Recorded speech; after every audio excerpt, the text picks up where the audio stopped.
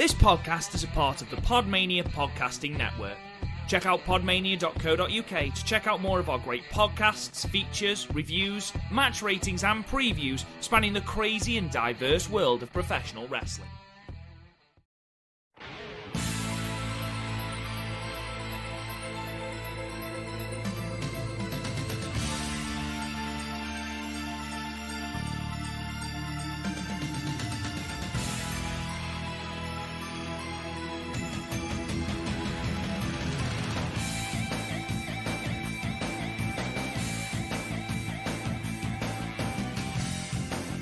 Hello guys, and welcome to another episode of the Young Lion Cast. I'm your host, Rob Good, and I'm joined as ever by the Young Lion himself, Chris O'Brien. How are you, my friends? Last of Us Part 2 is affecting me emotionally in ways I didn't think was possible from a video game. Okay, I've seen stellar reviews. Would you care to give your review? No, because I haven't finished it. Also, it only came out like 2 days ago, and I can't talk about what I'm talking about without spoilers, and I don't want to spoil it for people. Just play it. Well, okay. I say that it's expensive. If you can afford it, play it. If not, wait until you can afford it and then play it. Does it live up to the hype? Well, what to my expectations? Because The Last of Us is my favorite game of all time.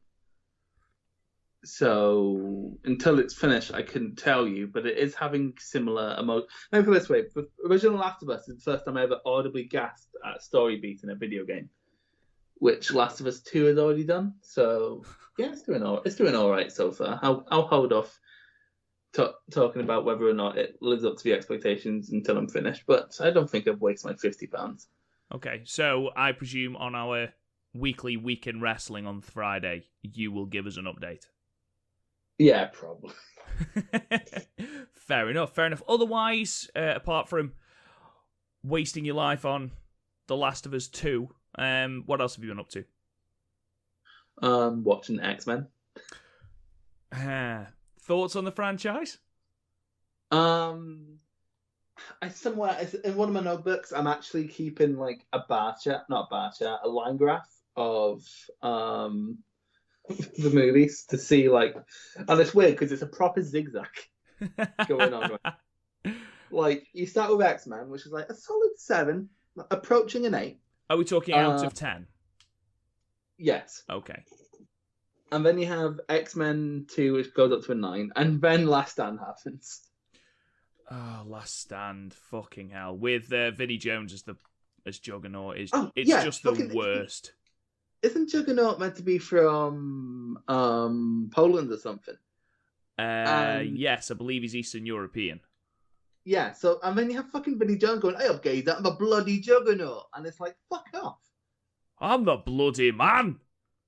I'm the fucking Juggernaut, bitch. It's like, oh my god. And then Ellen Page was suddenly a very important character and fine, but I don't know. It's a mess. And then you had Wolverine, which I didn't think was awful, but I get shouted at for not thinking it's awful.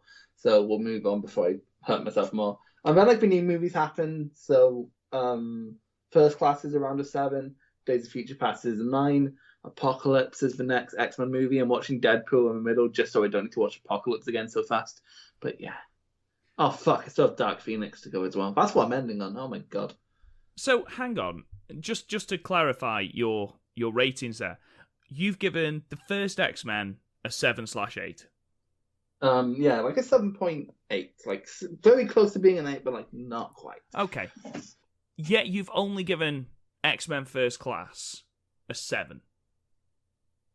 Did I say 7? I meant 8. I'm sorry. Okay, no, that's acceptable because in my opinion, First Class is the best film of the franchise. Yeah. It's definitely the funniest. The montage where they're going around, getting all the mutants, and Charles Xavier is just a thirsty bitch. And then Magneto is basically trying to keep Charles's pants. But I'm quite disappointed because the internet led me to believe that there was a lot of gay shit going on, and there's no gay shit going on really. And could we get some more gay shit? Is that what you're advocating? What? Charles and Magneto fucking? Yes, I am. Okay, fair enough. What a comment to end on. We will, of course, ladies and gentlemen, be looking at some live New Japan. Thank God it's here. It's been 34 years. Oh my God, it's felt so fucking long. We're going to look at the Together Project show from Monday the 15th of June and the opening 2 nights of the New Japan Cup. But before we get to that, a couple of days ago, New Japan announced a few more dates after Dominion, which is very, very exciting indeed. They also announced the Lions Break Collision show, which will be running from Friday the 3rd to Friday the 24th. So we've got one on Friday the 3rd, one on Friday the 10th, and one on Friday the 17th of They've July. already been filmed, haven't they? I believe so. The first 2 matches have been announced for the 3rd of July show. This, of course, at the same time, I believe, as one of the semi-final days of the Cup. The matches that have been announced thus far are the opener between Clark Connors and Alex Coughlin, and then a tag match between Jeff Cobb and Rocky Romero and TJP and Carl Frederick. So I assume it is going to be made up primarily of American talent that wouldn't be able to get into Japan. Tom Lawler, it was on the shows as well, I believe. I believe so. And if New Japan of America are able to secure Tom Lawler to a deal to solely represent them, that would be amazing. Perfect. Absolutely perfect. Unbelievable. Like, a performer on Mayfair, like, I can hear Antonio Inoki somewhere jizzing in his pants. Yeah, Inoki would love filthy Tom Lawler. Yeah, he would. It's to the point where he'd probably have him shoot on Hiromu. Then, of course, we have Dominion on the 12th of July, and the New Japan Cup final, of course, the day before on the 11th. We've then got the New Japan Road, the first show at Korakuen on July 20th.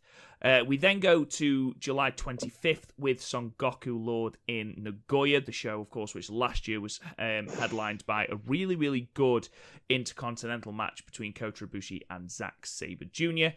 And then for the remaining dates, we have also got, as far as I'm aware, a brand new show with 2 dates at Korakuen, Monday the 27th of July and Friday the 31st, under the banner Summer Struggle 2020.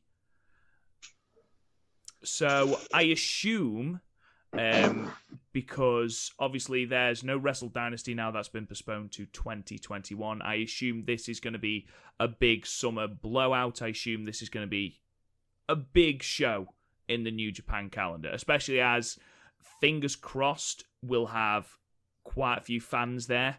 And who knows, we might even have more than 50% by that time, because we're looking at the end of July there, Chris. Are you excited about these dates, Chris? But to be honest, at this point, I'd just take any New Japan, like, I'm still in that phase of just pure excitement.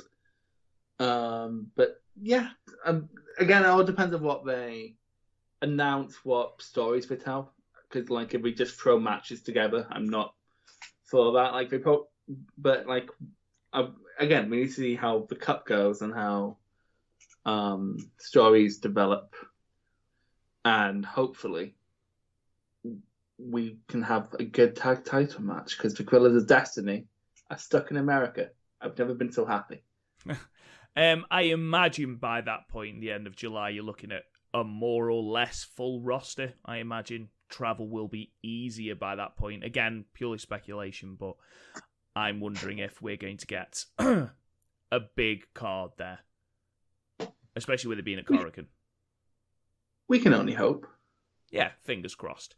Anyway, let's get into some of these shows. So we started on Monday, the 15th of June, with the Together Project special, a really, really good montage to kick us off of fans missing New Japan and all the things that New Japan have put on World and all these things to tide us over from February until today. It was a really, really good thing to watch. It was really, really emotional, I thought.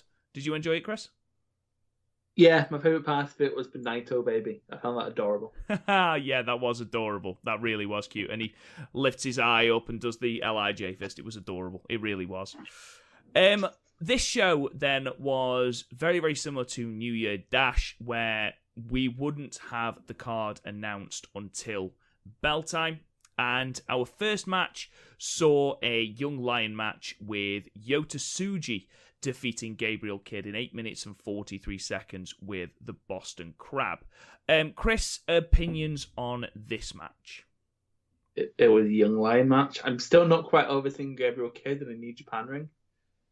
Like, it's just a bit weird, isn't it?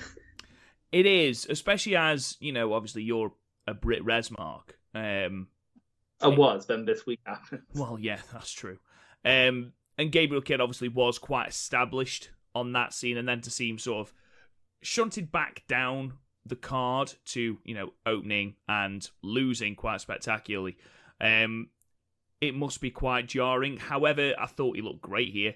Yota Tsuji still remains one of my favourite Young Lions I've seen. I just really like his power. I like his physique. I love the fact that he's different to every other Young Lion I feel like I've seen. He's not cut. He's not tall, handsome, and, a beautiful body and, all this. He's a powerhouse. I can see him in a few years for that never open weight championship against someone like a Shingo, someone like an Ishii, someone like, that sort of ilk of wrestler. I think that could be fantastic. I think that's going to be where he fits.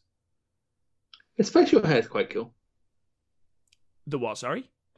His facial hair is quite cool. His facial hair is quite cool. He looks unkempt. I can imagine that at some point we are going to have a tag team of Yota Tsuji and the Great Okan. Yeah. To be fair, Okan's tag champ in Rev Pro, isn't he? I believe so. He was, I think, at the point of lockdown. Yeah, well, I doubt that's changed. Yeah, fair enough. So yeah, I'm quite sad that we know who Okan is now because I missed him. Oka living in a mountain jokes. Well, and we're going to talk about this in a moment. Obviously, New Japan teased this return or this new person coming to the roster, which I think everyone and their mum knows is going to be Kawato. But I saw the mountains and I thought, oh my god, Okan is coming from the mountains. He's coming back. I was so disappointed when I was like, Young Lion. They listened. It's him. It's not. I think it's probably going to be Kawato. But nevertheless, I'm looking forward to Kawato coming back. We might as well talk about it now. But are you looking forward to this? Where do you see him going? Do you see him just picking up a random tag partner and being thrust into the junior tag division? Do you see him as a legitimate challenger for the IWGP Junior Heavyweight Championship? And most importantly, which I know everyone loves, what faction do you see him in? Okay, so first of all, I think I saw someone saying he's going to be Vinny Okada or something. It's like, no, you need to throw him in Junior right now because Junior is normally so Gaijin heavy that they're just sort of anemic right now. So he needs to be thrown into the Juniors. For faction, I'm trying to think of what factions are missing Juniors. And to be honest, I think he'll just wind up in main unit for the first few months. Yeah, I mean, you look at the main unit, and in the last couple of years, you've lost Liger and you've lost Kushida. Yeah, Taguchi is the shell of the butt that he used to be. Tiger Mask is, he's winding down. Yeah, he's also injured right now. Exactly. So, it would make sense. I think everyone else sort of has more juniors than they need. Apart from LIJ, because they only have Bushi and Hirami. But you look at Chaos and it's Sho, Yo, Eagles, and Rocky, and it's a bit overkill there. And same with Bullet Club. They have a fair few juniors knocking about, so yeah, I think main unit's the best fit for now. Yeah, because even Suzuki-gun have got Kanemaru and Desperado and Dookie. And Dookie, yeah. To Lukey. When they inevitably push him. I'm surprised Dookie is not in this Ember Cup. We'll get on to that when we got into a certain match. Let's just fly through the rest of the Together projects. So Suzuki-gun of Despi and Kanemaru beat Ishii and Imura because, of course, this is actually really good because Kanemaru is a dick. He is, but I also love him. I do love him. Like, he seems like Suzuki-gun's dad. What? Like, you know, drunk in the corner. Okay, are you saying that just primarily because of the bottle of whiskey? Yeah, well, I mean, like, I assume he drinks it. Well, there was a moment in the New Japan Cup where that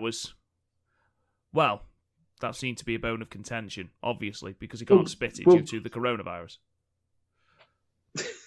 It was very sad. I didn't like that. You're still covering it. I am. Bullet Club of Jado, Taiji Ishimori and Taka took on Goto, Yano, Hashi, and Homna, because, of course. This was just another fine one. Hashi, by the way, cut to fuck. Oh, absolutely. That man is ripped. Like, oh my god. Like, here's the thing. New Japan, like, people seem to pretend New Japan is all about work rate, when in reality, the only reason Sanada was getting pushed because he was tall, handsome, and in an LIJ, and people in Japan like that. So, this could actually mean a Jinder Mahal F push for Yoshihashi. Yeah, he's got new gear, he's got a new look. He genuinely looked really, really good. And the same, actually, for Kanemaru in the previous match. I thought Kanemaru had leaned up a little bit. Yeah, but to be fair, it's probably because they've literally just been stuck because Japan ended up having really extreme lockdown, didn't they? Because they were late to act, so all they could really do is stay home and work out. Yeah, pretty much. I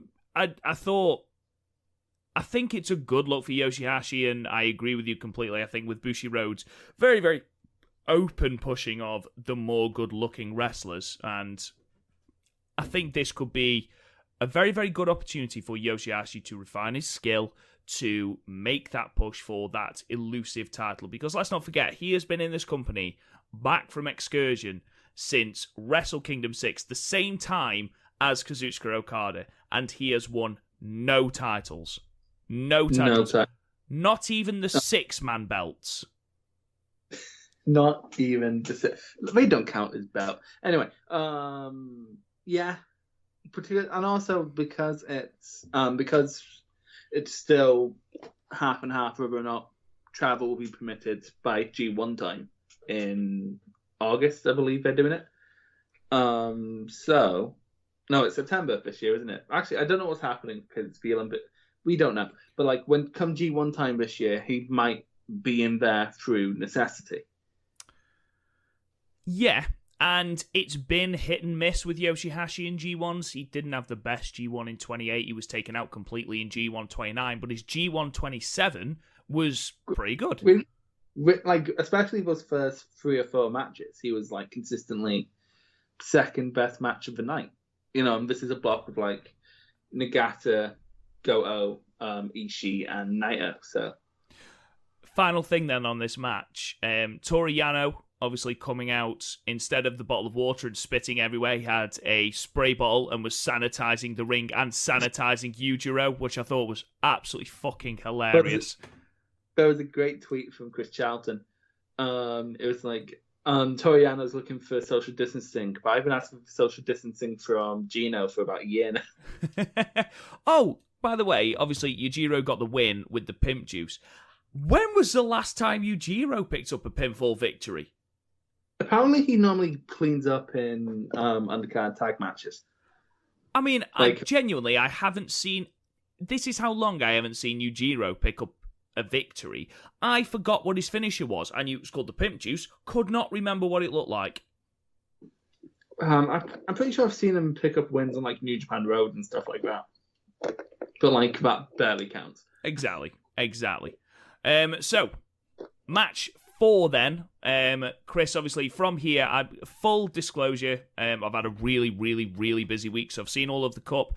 I stopped after this. This was the sacrifice I made for my busy week, so Chris, you're pretty much going to have to take it from here. So the 4th match was the team of Taguchi, Satoshi Kojima, and Hiroyoshi Tenzan defeating the team of Bushi, Sanada, and Evil in 13 minutes and 33. LIJ beat Taguchi and Tenkoji. No, they didn't.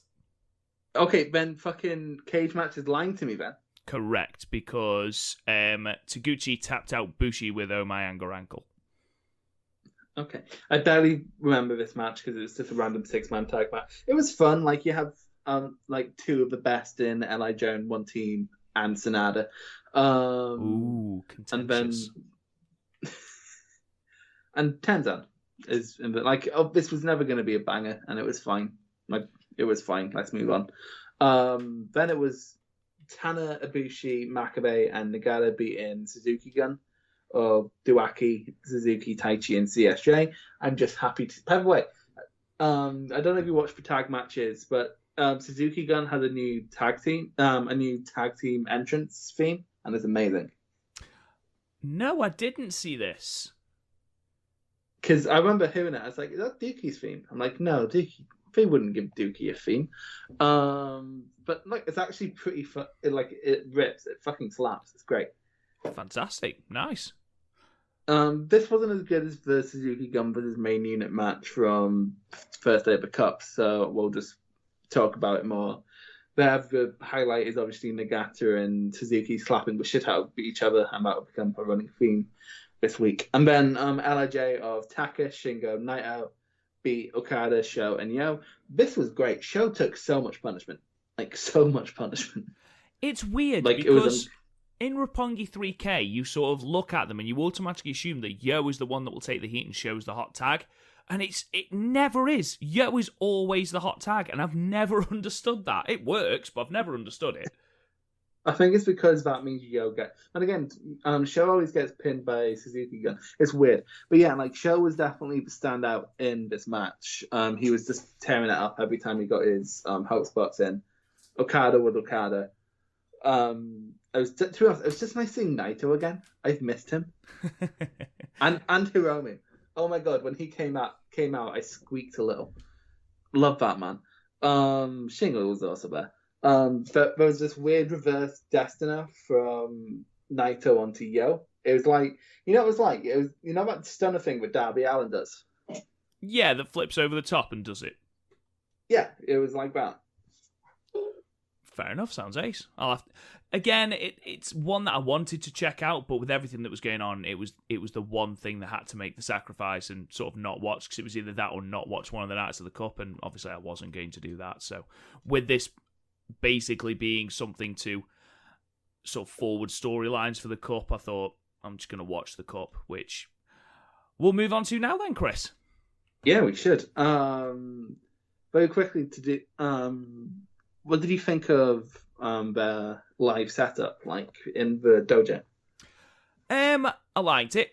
I thought it's weird. I didn't notice the lack of crowd as much in the New Japan shows as I did with AEW or WWE. And I don't know why that is, because, they were equally as empty. But I don't know what it was. It didn't seem to affect me in the same way. I think it's because by the time New Japan came around, we were just used to it. Maybe. I wonder as well, you've got a big difference between American crowds and Japanese crowds, where American crowds are very chanty, they are very into it, whereas Japan crowds are more respectful and spend larger portions of the match quieter. Not silent, but quieter. And I wonder if that's something to do with it. No, because honestly, even with shows where you don't, like, Raw doesn't normally have a hot crowd, but like you still feel it there. So honestly, I think it literally is just because we're used to it, because it was weird in like Noah shows and in All Japan shows and Stardom shows, and there was no one there as well. So Fair enough. Let's kick straight into the cup then. So the first match of night one saw Togi Makabe defeat Yota Tsuji in 8 minutes and 41 seconds after hitting the German suplex. Chris, opinion? As soon as that opening spear happened, I was like, oh my God, Goldberg!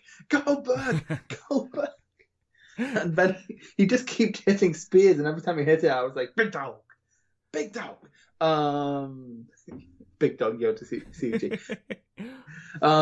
This is probably the best way you could have done it. Like, Makabe doesn't normally bump, but he actually bumped, which is nice of him.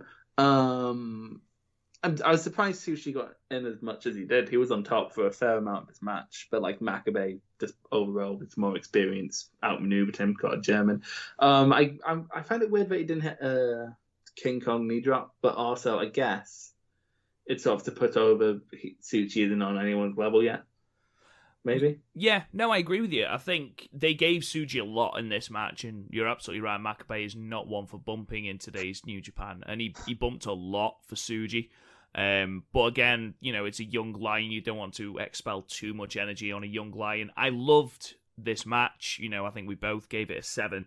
I always find it difficult to invest in a young lion match when they are against an established member of the roster because they aren't going to win. But, that doesn't stop me enjoying them. And there were moments, even though, again, you are programmed to think New Japan Young Lions are not going to win. There's still a moment, like you say, Tsuji hitting that spear straight out of the gate. You're like, oh my God, no, absolutely not. And then Makabe kicks out at 2. This is why I think Tsuji would be perfect for the never openweight division when he comes back. He's just got that build, and these are the sort of matches that he can have. I mean, Makabe he's at that point in his career where if he's with the right person, he will have a good match, but 9 times out of 10, it's going to be a very cut and dry paced sort of match. But like you recently watched G128, didn't you? I am going to quickly say, Chris, that's nearly 2 years ago, mate. I know, but like that's the last time we had extended Makabe singles. So like I don't think he's had a singles match since, apart from in the Cup last year. Was there anything good in G128 for Makabe? Because I remember reviewing those shows and just Makabe being worse in his block. He had a relatively good match against Suzuki, but that was it, really. Well, that's mostly down to history between the two, I think. Yeah, exactly. But, he's been on the decline for a while, and the fact that he was willing to give so much to Tsuji, I think, speaks volumes of what they see in Tsuji. Mm-hmm. But yeah, it was a good match. You expected Makabe to go through. Makabe does go through, and we have our first entrant into round 2. Now, before Chris blows a gasket, because I know he's going to over this match, let's just announce it. So the second match saw Toru Yano defeat Jado in 9 minutes and 7 seconds with a schoolboy. Chris, you have the floor. This is the worst New Japan match I have ever seen in my life. Oh my God. Why is Jado in this tournament? It's not like you don't have someone else there. You have Dookie there. Like, I understand, like, Yano versus Debaki isn't going to fucking set the world on fire. But Jado, seriously. Like, this didn't even set the world on fire. Like, this poured ice over the grass. I don't get why this match existed. I don't get why I didn't skip it. I don't get why they didn't do more comedy shit. I don't get why nothing fucking happened. I don't understand how somehow Yujiro Takahashi made a match more interesting. That shouldn't be a sentence that comes out my mouth, because it's not like Yujiro Takahashi is an inherently interesting performer. It's just that one of the performers in this match couldn't move. Like, his shirt was pretty cool, but like otherwise, no, go away. No one enjoyed this. Nobody. Yeah, I think Yano would have got a more entertaining match out of a block of obsidian, because Jado was completely immobile. And for all the shit I'm going to give Okada and Gedo, spoiler, at least Gedo can put together a sort of match, whereas this was awful. How this went 9 minutes and 7 seconds, I have absolutely no idea. I understand that you've only got 5 matches on a card, but give each match, each of the other matches another minute and a half, and just give this over to comedy. Or if you are invested in giving it the full 9 minutes, 7 seconds, have more comedy. But there just seemed to be nothing. There seemed to just be a lot of walking around. I can't remember.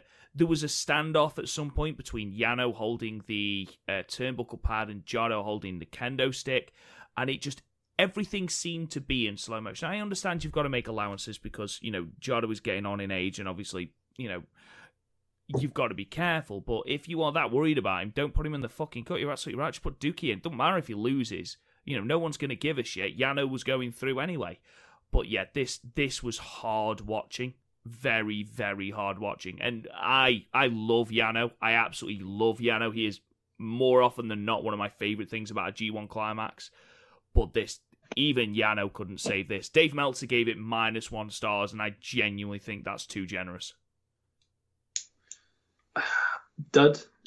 We don't do minus here. So, dud. It's a dud. Yeah, just to go back, we gave Makabe versus Yota Tsuji a 7, and then we gave this a dud. Again, we don't go into minus, but I think if we did go into minus, this would certainly be there, wouldn't it?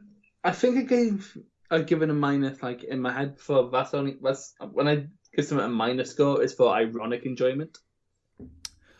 For example, Hulk Hogan versus Shawn Michaels is a -10-star match for me. Yeah. It was boring. That was what made it worse. If there was botches, I can sort of accept that, but it was just dull. And again, the best thing about this match was Jado taking 15 minutes to take a bump and then doing the Ric Flair faceplant, which was relatively funny, but that was it. It was dreadful. Absolutely dreadful. Let's move on. Match 3. So we had one tag match to break up our New Japan Cup matches, and the tag match for night 1 was the Suzuki-gun team of Yoshinobu Kanemaru, Minoru Suzuki, Zack Sabre Jr. and Taichi defeating Yuya Uemura, Yuji Nagata, Kota Ibushi and Hiroshi Tanahashi in 13 minutes and 27 seconds after the Gotch-style piledriver. Chris, what did you think of this match? As a tournament teaser, I loved it because it set up stories for literally everyone. Okay, so Minoru Suzuki and Nagata kept hitting each other, as is their God-given right as old men. We had Kanemaru just basically baiting Uemura. And then, my favourite thing, Zack Sabre Jr. and Taichi continually isolating Tana and Ibushi and targeting their legs. Like, they'd hold one and then keep giving them leg whips. Like, that's tag team working together to weaken their partners. That's great. That's great shit.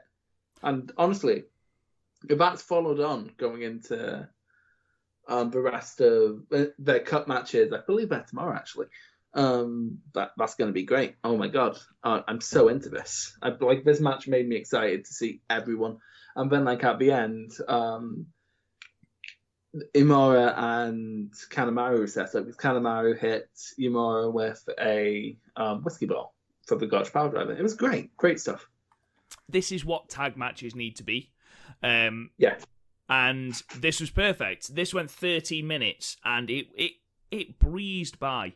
You had the storylines being advanced, and you're absolutely right. We talked about it in the last podcast where we previewed the Cup and everything to come.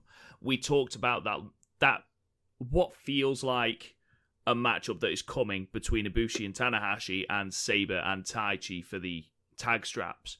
And this set that up beautifully. And the fact that you had so many working parts, and I know that most undercard tags do this, but it felt like it was far more obvious, and it worked. The pace was great, just the storytelling was great, and the thing that I am most excited about coming out of this is that tag match between the Golden Aces and Dangerous Tekkers. That's the thing I'm most excited about.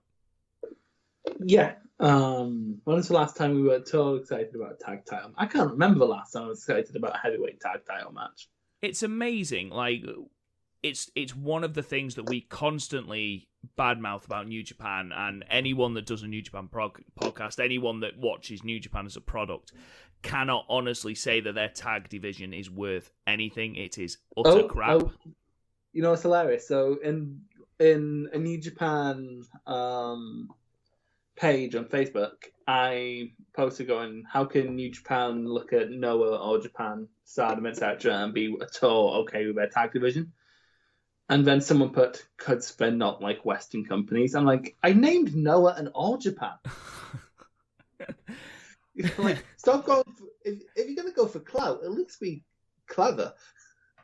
Honestly, if New Japan booked their tag in the exact same way that All Japan do, or that Noah do, where if you aren't in a title program, you're put into the tag scene. I mean, look at the invigoration that simply putting Ibushi and Tanahashi into that tag division has put. This is the most excited I've been for a tag team match in God knows how long. God knows how long. Probably the Bucks and the Golden Lovers is the last time that I was this excited for a New Japan tag Bucks and match. LIJ excited me. Bucks and LIJ didn't excite me. Bucks and LIJ, I knew they'd have a great match, and everyone in that match is a fantastic worker, and they didn't disappoint. This, I'm legitimately excited for. And yeah, I don't know if it's just because there's a little bit of build there, or, you know, if it's just because, you know, the Young Bucks haven't come out and randomly inserted themselves into it, despite the fact that they have no logical claim for it. It's something that I am excited. I think it's because I want to see Sabre and Taichi be the linchpins of that division. Yeah. I remember you being excited for ZSJ and Suzuki taking on Sanada and Evil. Oh, no, you're absolutely right. Yes, from New Beginning last year, I was very, very excited for that. And then it was a bit of a wet fart, wasn't it? Which was slightly disappointing. But except the individual singles matches were pretty good. Yeah, the individual matches were great because, again, look who's in that. You're not going to have bad matches. I don't know, it was just a little bit disappointing. Yeah, it was like, because they just didn't feel like a serious threat in the end, which is a shame. Straight after this, then we had what I thought was randomly someone coming in to like be a return or a debut. No, it was just the Young Lions cleaning the ring in full-on PPE gear. Which was slightly disappointing, but I do like that. I like the fact that we do have intermissions where they're cleaning the ropes, the mat, everything. I think that's really, really good that they're taking it that seriously. We came back to the fourth match and the third match of the first round of the Cup, with Hiromu Takahashi defeating Tomoaki Honma in 18 minutes and 45 seconds with the time bomb. Chris, when we previewed this match in our previous podcast, we were reticent, let's say. We were slightly reserved because we know how good Hiromu is. We know how good Honma was, but obviously with Honma's injuries, you know, and as we mentioned, Takahashi's offense being mainly neck-based, we were slightly concerned about this match. And then, you know, looking at it on face value, thinking, oh my God, there's a Honma singles match that went 18 minutes, nearly 19. You'd be forgiven for looking at this and going, oh my God, this is the drizzling shit. This was really, really entertaining. Like, far more entertaining than I thought it was going to be. I think what we forgot is Honda's complete disregard of his own safety. There was one moment where they were setting up for a suplex to the outside, and obviously it's New Japan, this never happens. But I was like, no, this can't possibly happen. And then I remembered, oh, hang on, Honma used to be a deathmatch wrestler. Maybe it will happen. And then there was a DVD on the apron, which Honma took. And I was like, oh my God, he's dead. They've actually killed Honma. But no, this was great. I thoroughly enjoyed this match, Chris. This was great. This was stiff. My favourite thing about this was the fact that if someone told me that Honma was Takahashi's dad, I'd just completely believe them. Yeah, fair enough. They have very similar styles, aka just basically yeeting themselves at their opponents. Honda's tried really hard, and Takahashi slowed down just enough to make sure that Honda could keep up, which is good. Like you look at, say, a Taiji Ishimori match, he very rarely slows down and someone can't keep up, which can sometimes lead to a mismatched match. But here, it was totally fine. The running story of Honda always trying to hit a Kokeshi always works well because the dude just keeps driving his head into the mat, and you're like, stop, Honda. For the love of God, stop it. It was when he tried it, when Hiromu was on the outside, and Honma went up top. I was like, no. And then he didn't, and I was like, oh, thank fucking Christ. But that moment where Hiromu comes off the ropes, full pace, and Honma takes him out with that diving Kokeshi. Oh, it was beautiful. Absolute. I did not expect. So, Rob, as you know, I'm a bit of a compulsive weirdo. Sure. And I've kept track of every match I consider 8 out of 10 or higher on Notes app on my phone. I didn't think Takahashi Honda would appear on my match of the year thread, but he has. Yeah, and you know what? This wasn't just Hiromu. Sure, Hiromu played a fantastic part in this. His charisma, his ingenuity, his pace, his storytelling. But Honma was really, really good here. Really good. He was stiff. He told good stories. He kept up. And, yep, fine. Hiromu slowed down, but not enough to really notice it. And I thought, this is the best Honma singles match we've had in years and years, and he deserves all the plaudits that he gets. He deserves all the plaudits he can get for taking the DVD in the corner and the time bomb. Yeah, and it was the time when he went for the time bomb, I was like, Honda's gonna die now. Well, it looked a little bit botchy the first time, and I rewound it, and it wasn't. It was just because it looked a bit like a snap one, as in Takahashi didn't take the usual amount of time for the pageantry. He just sort of hit it, which looked a little bit better. But yeah, a really, really good match. Takahashi moves on to face Yano in the next round, which it can't be any worse than the Jado match. And I think this could be fantastic. I really do think this could be amazing. They can go two ways. They can go Hiromu just wrestling circles around Yano, or you can have a comedy match, because let's face it, Hiromu's batshit enough to go toe-to-toe with Yano in the comedy stakes. The more I think about it, and we've both put Hiromu through, I just don't know if he's going to beat Yano. Quite frankly, Rob, your brackets are already fucked. So. Oh, completely. But I'm not arsed, and we'll get into that in a minute. Yeah, so next was Ishii and Despi, and what a match. Yeah, Tomohiro Ishii defeating El Desperado in 20 minutes and 17 seconds with the vertical drop brainbuster. Storytelling 101, brilliant. Desperado targeting Ishii's knee for the entirety of this match, and the payoff was just one move, and it was amazing. Ishii going for that powerbomb, and his knee just giving out. Just crumpling, yeah. Oh, just the payoff to that was absolutely fantastic. And it does make me laugh because when they were grappling, there's literally no difference between Desperado and Ishii, which is quite funny. In high, and, now that Desperado's thickened out a little bit, there's not a lot of difference in body girth, to be honest, is there? No, actually. Ishii for better Super Juniors confirmed, I guess. Oh, Ishii versus Hiromu for the Junior Heavyweight Championship. Count me in. I mean, what, you mean, basically your wet dream? Oh my God. I'd lose my shit. You would lose your shit. Yeah, this match was just great. There's nothing more effective than a decent leg match. And this was a decent leg match, so...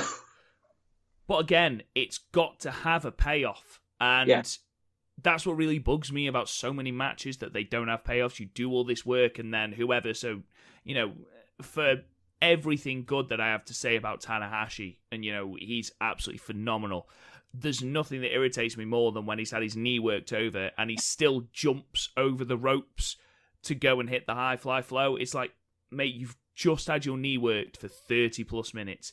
At least climb tentatively over the ropes. And it's always been a little bit of a pet peeve of mine. I noticed it even more when we were doing the Okada rundown. But this was perfect. Just that little caveat of just, right, I'm going to get him up, shit, I can't, and just collapsing to the floor. Absolutely amazing. Full credit to El Desperado. I bought him as a heavyweight in this match. Yeah. I've missed Despy in singles action. We haven't had it in like 2 years now.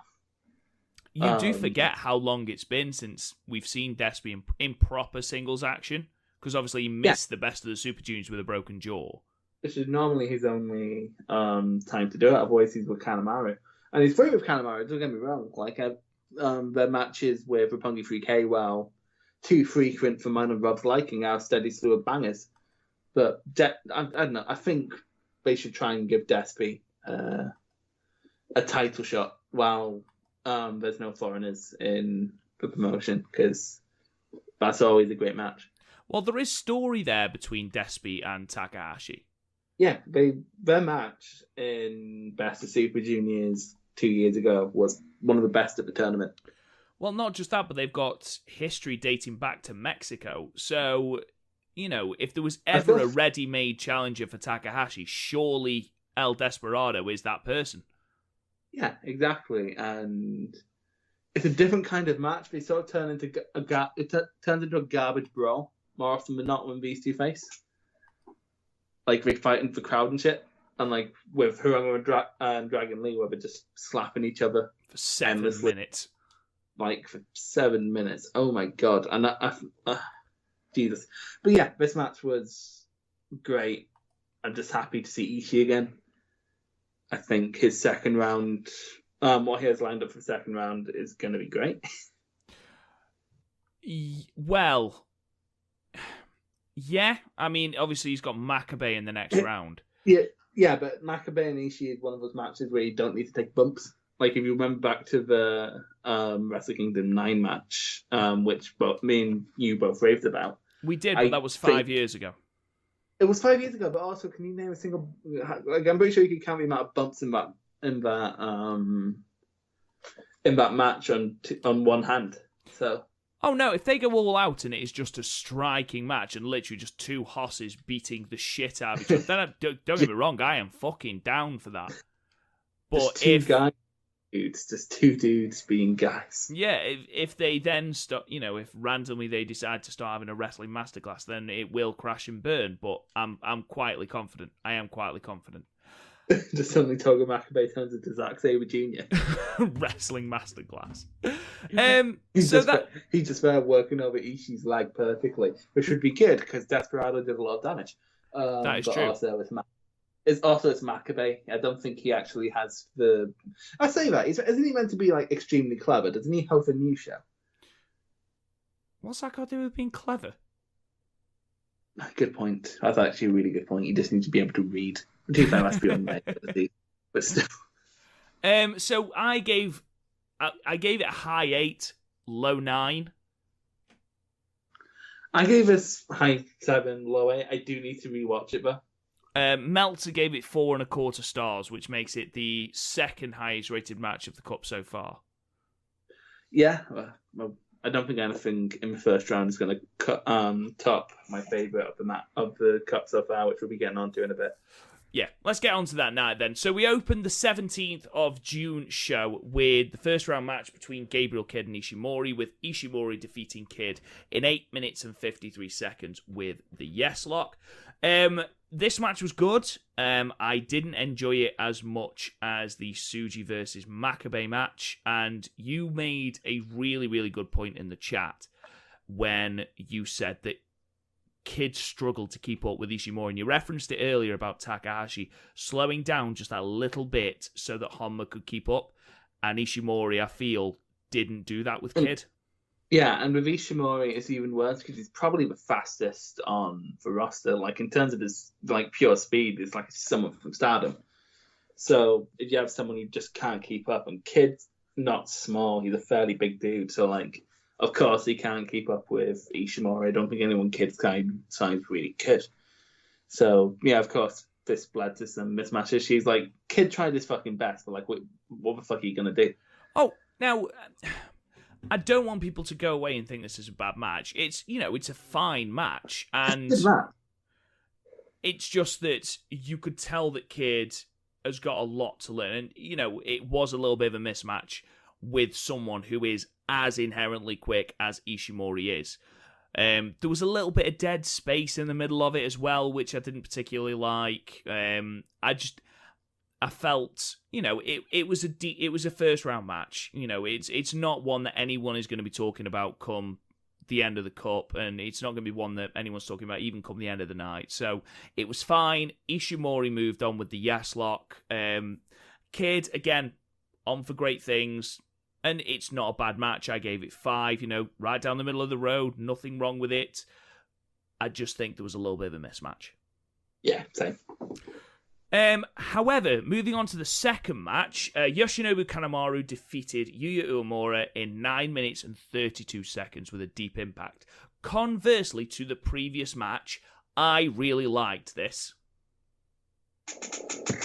This was really good. Kanemaru is great at working with less experienced people, because especially like now, I haven't seen a ton of his Noah work, but I'm sure he was like a more traditional. From what I've seen, he was a bit more of a traditional junior in Noah, whereas like here, he just sort of outsmarts people and like lays traps and let people fall into them. It's great. Yeah, absolutely. And here you've got Uemura, who attempted to do what Tsuji did against Makabe and literally fly out of the traps at Kanemaru. And Kanemaru was very clever in the way that he sort of invited that pressure on. You knew if you rode it out, that Uemura would tire himself out and he'd be able to take the match away from him. And that's what he did. So it's for Homer Simpson's strategy. You get punched in the face until your opponent gets bored of it and you nudge them down. Exactly, it's Homer Simpson, isn't it? Since someone mentioned about the potential of Uemura being the new Tiger Mask once this current incarnation retires, I cannot get it out of my head. And you could, his drop kick is fucking beautiful.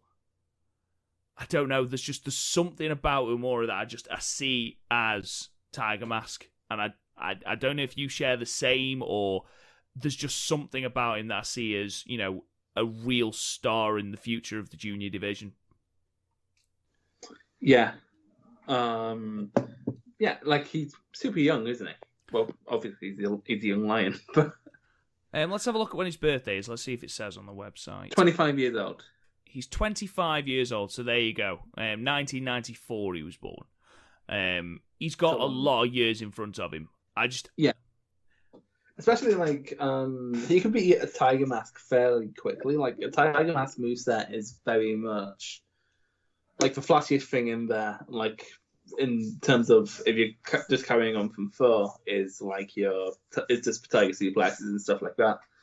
Because he doesn't do, the handspring dives to be outside, but the first one did, and no one's expecting anyone to be Misawa, so... Well, that's the thing. This incarnation of Tiger Mask is completely different to Misawa, completely different from any other Tiger Mask. So what if Uemura's Tiger Mask does do those things? What if he's, a different incarnation with, the same signature moves, but a different moveset? Yeah. That sounds good, yeah. Fair enough. Kanemaru wins, completely the right decision. I really enjoyed their chemistry. They had the chemistry that I feel the Kid and Ishimori lacked. I constantly enjoy Kanemaru. This I did watch with the English commentary, and I laughed when Kevin Kelly mentioned that Kanemaru was his guilty pleasure, because he has to every time Kanemaru's on screen. It's like a default thing. But yeah, really, really good match. Solid match. I gave it 6. I gave it 6 as well, yeah. Oh, we're so simpatico, Chris. God. Anyway, third match was our undercard tag for the evening with the Chaos team of Roppongi 3K, the newly cut Yoshihashi and Hiroki Goto, defeating the LIJ team of Evil, Sanada, Shingo, and Bushi. Bushi again taking the pin in 12 minutes and 16 seconds with the GTR. Chris, I have a confession to make. I didn't watch this. What did you think of it? It was fun. You have 7 of the best workers in New Japan today and Bushi. Whee. So it's been so of course it was really fun. Standoff between Sho and Shingo. Never not going to be here for that. I was quite sad that we didn't throw Taguchi in here. Because who did Yoshihashi have in first round? None of these guys. Yeah, so I'm not being funny. You could have taken away Hashi and inserted Taguchi. Because then you can set up Taguchi and Sanada. Also, Taguchi and Sanada have this weird chemistry that I can't quite describe, but it's present and weird and possibly sexual. But, well, I believe that's Monday, isn't it? Yeah, I think so. So you've got on Monday, as we record this on the Sunday, so on Monday the 22nd, we've got Tanahashi taking on Taichi, Ibushi taking on Zack Sabre Jr., not quite as great. Sanada versus Taguchi, and Shingo versus Sho. Yeah, that's tasty. What a night that is going to be. I know, nothing's going to quite touch a Taichi match against that jobber Tanahashi, but Sho and Shingo, you can't complain. I enjoy Ibushi and ZSJ every time they face. I don't think they've had a bad match. And then again, we get to see the weird chemistry between.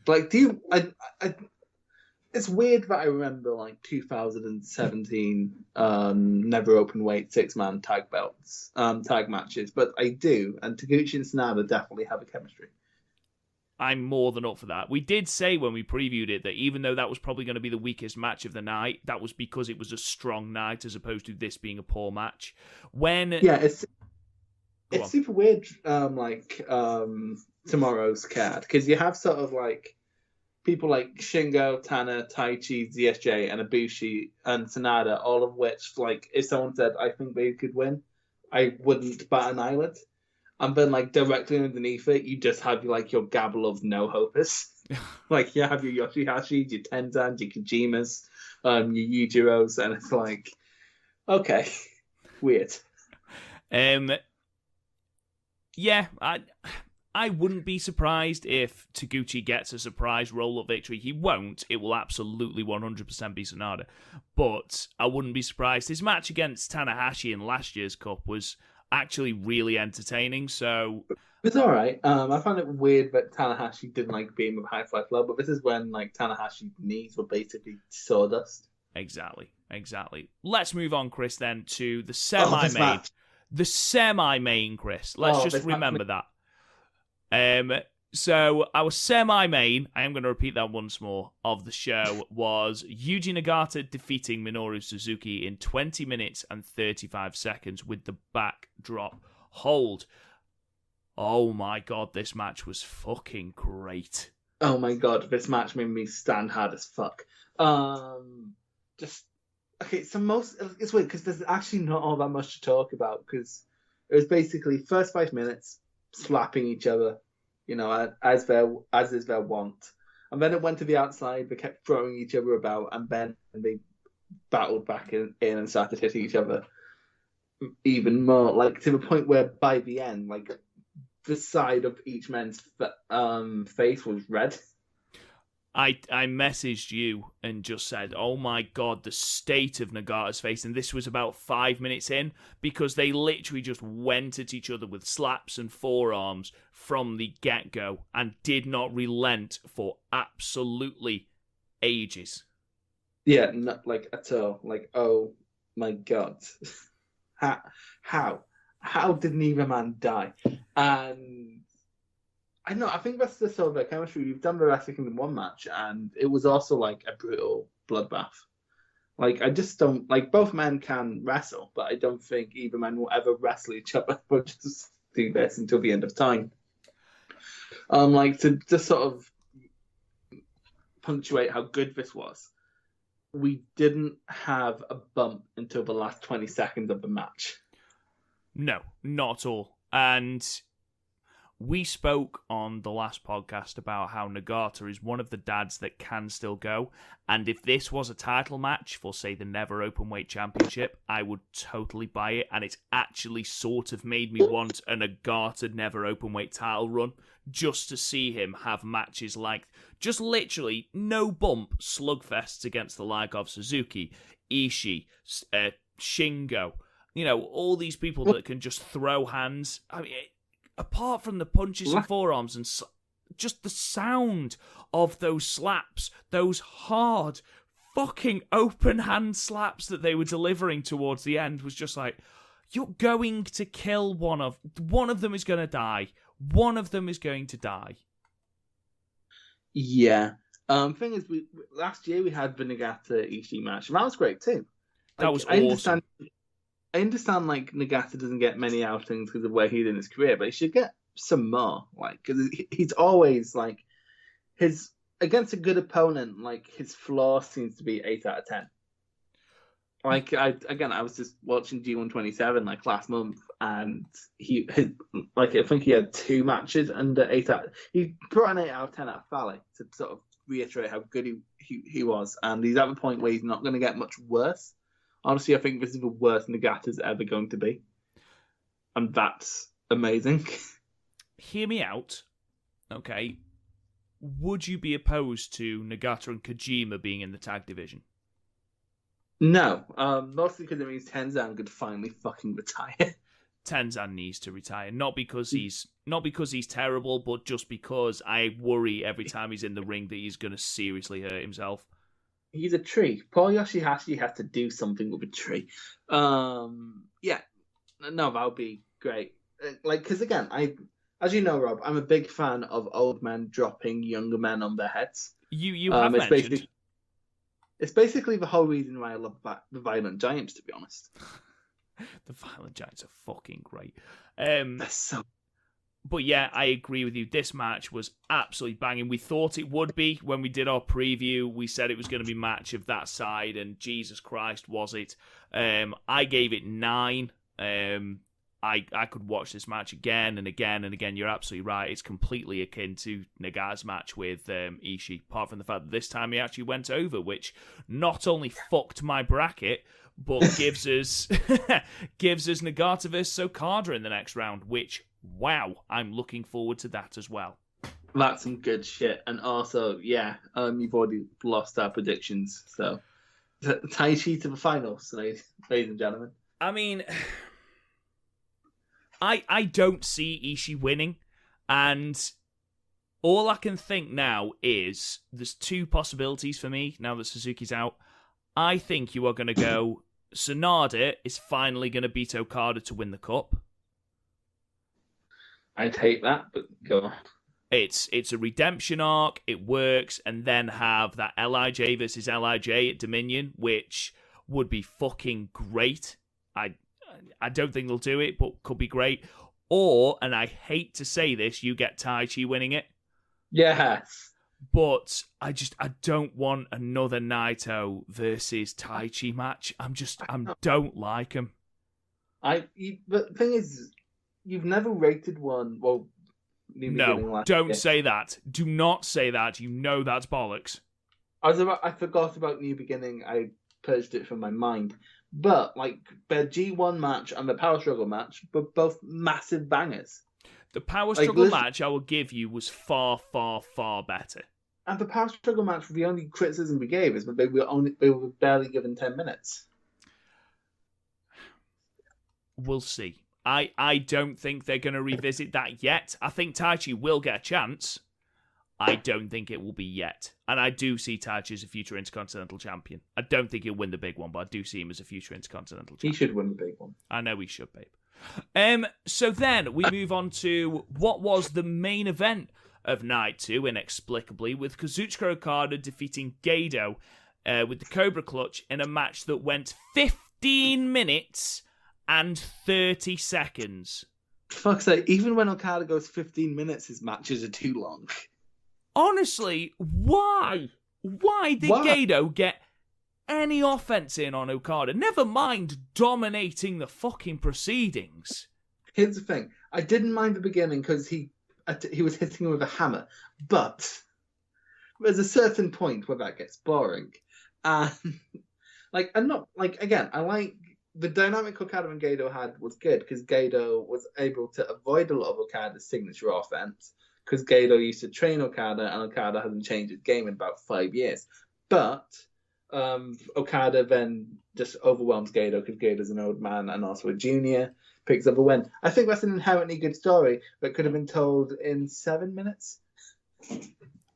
I was absolutely baffled that at the 10-minute call, Gedo was still in control. It was the match took ages to get going, and then it never seemed to hit second gear. Okada was coasting. Gedo was just being Gedo. Yeah, okay, they had a relatively good chemistry. Relatively so, but this... I had good chemistry for... Again, this is a story... between Gedo and Okada, this is a story that can sustain maybe 7 minutes tops. It just because this was the main event of the night did not mean it had to go 15 minutes. Just because it had Okada in it does not mean it needed to be the main event. And this did not in any way need to be the main event. We do not need to see Gedo in any main event ever. And props to him, he can move a lot better than Jado can. And well, yeah, but fucking... Fridges can move better than Jado can. A mountain can move better than Jado can. This was boring, it was dull, it was long, and I don't want to talk about this match because nothing to talk about. Again, all story beats mentioned, we've already mentioned, and again, they're good story beats. But what's the best way to describe this? I don't mind watching an episode of, say, Family Guy for 20 minutes, but I would not want to watch a 2-hour movie of Family Guy. No. And again, you're absolutely right. They could have condensed this into 5 minutes even. All of the things that they were doing, they could have condensed. And it's almost like that Okada cannot have a match that's any shorter than 15 minutes. You know, I hated it. I really, really did not enjoy it. Okada matches is often the biggest problem is that they go too long. For example, the Sonata matches, a lot of people do shit on them. I think a lot of them really good, especially their King of Pro Wrestling and G1 matches. But they didn't need to go as long as they did. And that's Okada's problem. He always has too much time on his hands. And that's partly down to New Japan definitely having a main event formula. But this is a match that definitely should be free of said said formula, and yet it wasn't. And the fact that this was the main event is baffling, and the fact that it went 15 minutes was baffling. But again, it does have good bits in it. Honestly, I think Gedo attacking Okada with a hammer is slightly amazing. I'm feeling a 3 at most, but probably around a 2. Meltzer gave it 1, which, is 2 in our ratings because you just double them. And yeah, I think 3 is doing it far too much of a service, to be perfectly honest. It was not enjoyable. The way I see it, it's a really bad match with some decent aspects. It's not irredeemable like the Yano match. Right, so just before we sign off for you, ladies and gentlemen, just to clarify that your second round matches on the left-hand side of the bracket are Togi Makabe versus Tomohiro Ishii, Toru Yano versus Hiromu Takahashi. You've then got Kazuchika Okada versus Yuji Nagata, and Yoshinobu Kanemaru versus Taiji Ishimori. Again, on the right-hand side, for tomorrow's show, the 22nd of June, you've got Hiroshi Tanahashi versus Taichi, Kota Ibushi versus Zack Sabre Jr., Taguchi versus Sanada, and Sho versus Shingo Takagi. That looks like a stellar night. The second round on the left-hand side looks really, really good. I'm very excited for Okada versus Nagata, and I'm actually really excited for Makabe versus Ishii now that you've put it that way, Chris. Yeah, it's it's shaping up like, again, we're getting rid of a lot of the no hope is fairly early on, apart from in the lower right, but like that's unavoidable at that point. Yeah, exactly. I think once you've got Goto versus Yoshihashi, or once Yoshihashi gets out of that match with Tenzan, and once Goto's through with Takahashi, you've got two very good matches there between Goto and Evil and Yoshihashi versus either Yo or Bushi. Both of those matches I'd be excited for. Yeah, especially like Bushi versus Yoshihashi, because that's basically the school bully situation, isn't it? Absolutely. Anyway, ladies and gentlemen, we will be back on Wednesday night, our usual programming slot, to review nights 3 and 4 of the New Japan Cup. We apologise for the delay, but we had certain things that meant we just couldn't record. In the meantime, thank you so much for listening. You can listen to this podcast wherever you get your podcasts, whether that is Apple Podcasts, Google Play, Stitcher, Spotify. Leave us a 5-star review. Hit that subscribe button. It really does help. Go to the website, www.podmania.co.uk, where you can check out all of our archived episodes, as well as all the match ratings, including the ones that we've given tonight for the first 2 nights of the New Japan Cup. You can talk to us on Twitter at Young Lioncast. Join the Facebook group PodMania Podcasts, and don't forget to go and subscribe to the YouTube channel Real PodMania. You can talk to me on Twitter at Real Rob Goodwin. Chris, where can they find you? Somewhere in Scotland. That'll do for me. Thank you so much for listening, guys, and we'll be back on Wednesday at our usual time. We'll talk to you guys then.